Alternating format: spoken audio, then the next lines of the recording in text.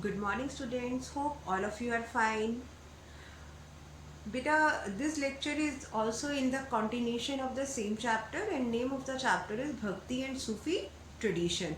Till now, we have discussed the various topic about the Bhakti tradition, and we discussed about the V shape, Alvar and Nayanars, and what type of relation they had with their kings.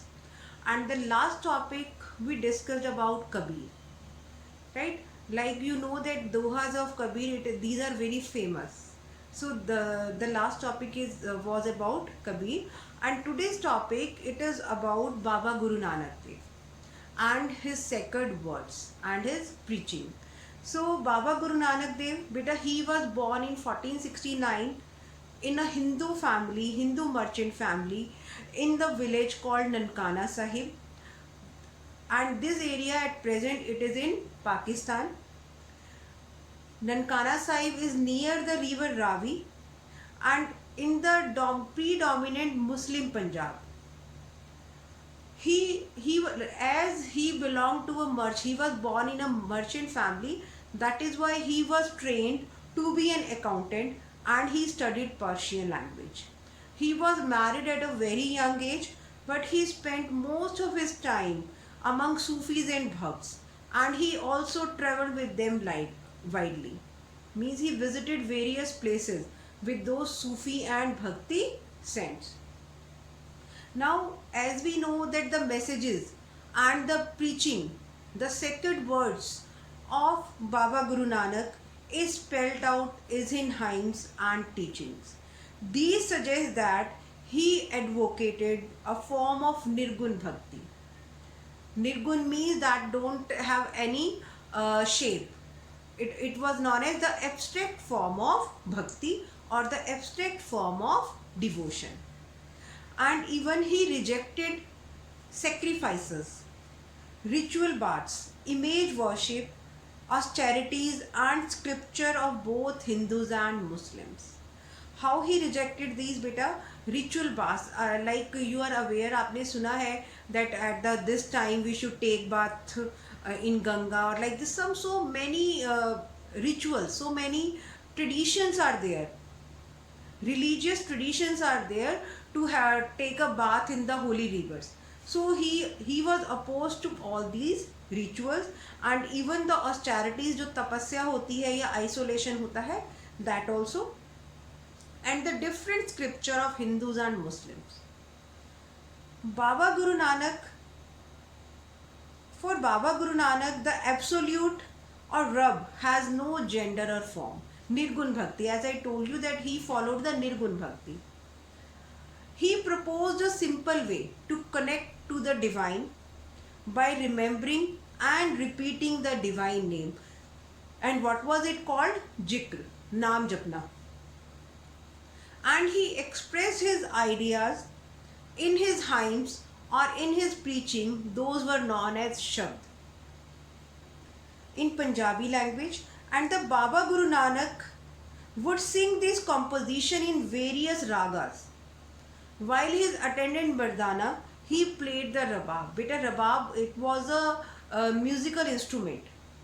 So while Baba Guru Nanak Dev used to sing these hymns, these Mardana, he played the rabab.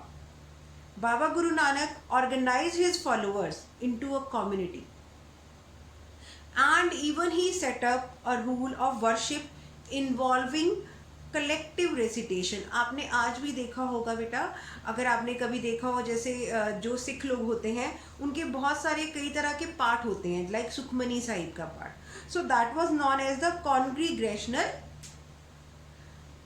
Recitation, की बहुत सारे लोग इकट्ठे मिलके पूजा कर रहे हैं, right? And they are just remembering their deity, or they are remembering their god. So he appointed one of his disciple, one of his devotee or follower, Angad, to succeed him as the preceptor guru.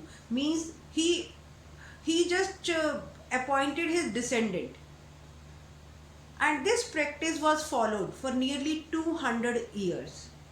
Now after that, every guru he appointed his descendant. And even Baba Guru Nanak Dev, he never wished to establish a new religion, but after his death his followers consolidated their own practices, and they just separate themselves from the Hindu and Muslim religion. The fifth Guru, or the fifth preceptor, Guru Arjan, compiled Baba Guru Nanak's hymns along with those of four successors, because he was the fifth one. So all the hymns, those were compiled by him, and other religious poets hymns were also included, like we read in previous topic also. हमने previous topic में पढ़ा था that Baba Farid's hymns, those were also included in Guru Granth Sahib. And then we read about Kabir, जो कबीर जी के दोहे हैं, those are also included in Guru Granth Sahib. So these four gurus and Baba Farid and Ravidas and Kabir ji, all these verses, these were compiled in the Adi Granth Sahib, and these were known as the Guru Bani, and these are composed in various languages. Then the 10th Guru, or the 10th preceptor, Guru Gobind Singh, include the composition of 9th Guru, Guru Tegh Bahadur, and the scripture was called the Guru Granth Sahib. Earlier it was known as the Adi Granth Sahib, but after the 10th Guru it was known as the Guru Granth Sahib. Guru Gobind Singh also laid the foundation of Khalsa Panth and defined its 5 symbols. Beta, there are 5 symbols for Sikhism. Those are uncut hair. As you know, जो सिख लोग होते हैं वो अपने hair cut नहीं करवाते हैं.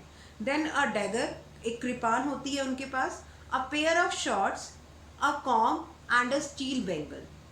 These are the 5 basic features of Sikhism. जो भी Sikhism को follow करता है, they are to follow these 5 things. And even he consolidated this community as a socio-religious military force. Why we are saying it a socio-religious force? Because जो ये community थी, ये जो military उन्होंने बनाई, that was for the social reforms and the religious reforms. So this was the topic about Guru Nanak Dev Ji and his sacred words, and how the Guru Granth Sahib was written. Now beta, the next topic is about the Mirabai. Mirabai, he was a devotee princess.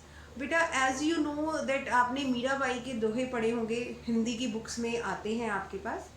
So Mirabai, she was the best known poet within the Bhakti tradition. And do you know किसकी भक्ति करती थी वो? She was a devotee of Lord Krishna. So even the biographies have been reconstructed from the bhajans attributed to her, which were transmitted orally for centuries. जैसे ही आपको मैंने पहले भी बताया है बेटा कि जितनी भी ये हम composition देखते हैं अब, those were not written by those people only. Like हमने कबीर जी के बारे में पढ़ा, जो भी उनके दोहे थे, those were compiled after 200 years of his death. And the same thing was with this Mirabai also. Her composition, those were compiled later on. So according to these, she was a Rajput princess from Mehta in Marwar, who was married against her wishes with the prince of Sisodia clan of Mewar, Rajasthan. He was married to a Rajput prince, but she denied to play the role of a wife and a mother. So, and he recognized Lord Krishna as her deity. Lord Krishna, as we know, that he was an avatar of Vishnu. So she just treated herself as the lover of Lord Krishna. Her in-laws tried to poison her, but she escaped from there. बच गई वो वहाँ से. Then, and she escaped from there, and she started wandering as a saint, composing songs that are characterized by intense expression of emotion. अगर आप उनकी बेटा उसमें देखोगे poems में, those are the bhakti poems, and those are devoted to Lord Krishna. And even according to some tradition, according to some sources, that her preceptor was Raidas, a leather worker. Preceptor का meaning होता है बेटा guide और गुरु. So even this would indicate her the disobedience of the norms of caste society.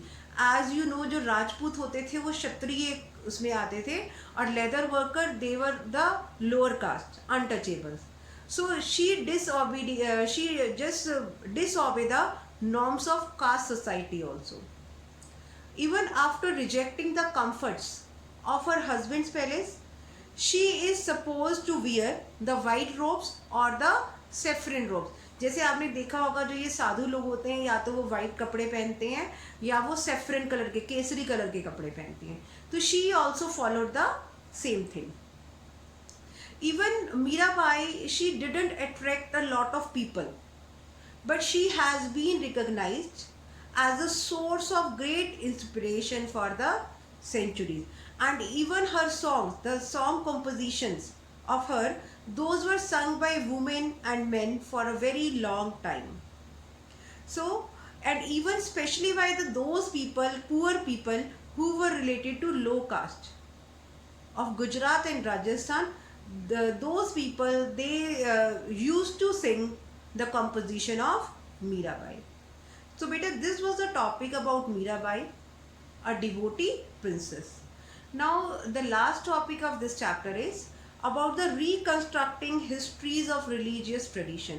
कि जो हमारी ये history है रिलीजियस ट्रेडिशंस के बारे में हमने पढ़ा है, हमने अब इस हिस्ट्री को रिकंस्ट्रक्ट कैसे किया, what were the sources behind it. Like if we talk about the different sources, अब इन sources में हमारा क्या आता है, sculpture, architecture and different compositions, religious perceptors, ये सब चीज़ें आती हैं हमारी बेटा sculpture.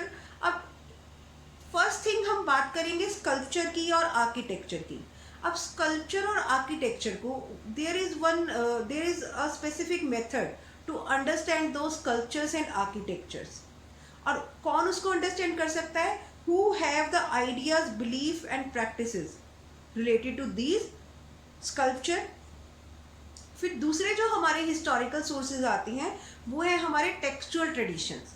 In textual tradition we will notice that it include a wide variety, and these literary sources, this textual tradition, these are written in different languages by different people. Like we talked about vachans also of Baswana. There are some sources, those are written in Persian language also.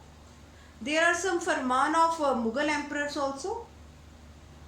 After that, even we need all these texts, they require different type of skills to understand those. As you know that interpretation can be different from person to person, right? So historians, they are to be more aware about these varied styles, varied textual tradition or varied sculpture. So all these things, on the basis of all these historical evidence, these historians, they reconstructed the history of religious traditions, right? So beta, this was all about this chapter. Hope all of you have understood the topic. Thank you and have a nice day.